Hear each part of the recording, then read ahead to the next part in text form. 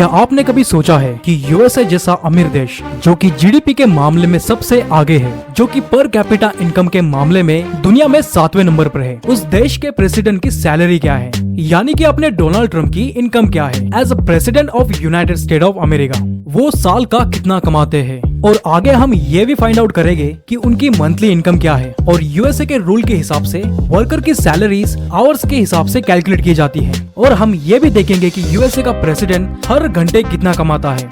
And also उनकी 2025 में मिल रही सैलरी को हम उनकी फर्स्ट वाली टर्म 2017 में मिल रही सैलरी से कंपेयर करेंगे और ये फाइंड आउट करने की कोशिश करेंगे कि पिछले वाली सैलरी से अब की मिल रही सैलरी में कितना डिफरेंस आ चुका है। तो चलिए शुरू करते हैं। देखो, यूएसए में बने रूल के हिसाब से यूएसए के प्रेसिडेंट को $400,000 की सैलरी दी जाती है, जिसे हम अगर इंडियन करेंसी में काउंट करें तो वो 3 करोड़ 32 लाख रुपए बनती है। यानी कि यूएसए का प्रेसिडेंट हर साल 3 करोड़ 32 लाख रुपए कमाता है। और अगर यूएसए के प्रेसिडेंट की मंथली सैलरी कैलकुलेट की जाए तो वो $33,333.33 बनती है, जो कि दिन का $1,095.89 बनता है। यानी कि इंडियन करेंसी के हिसाब से 80 से 85 हजार की सैलरी हर दिन का कमाता है।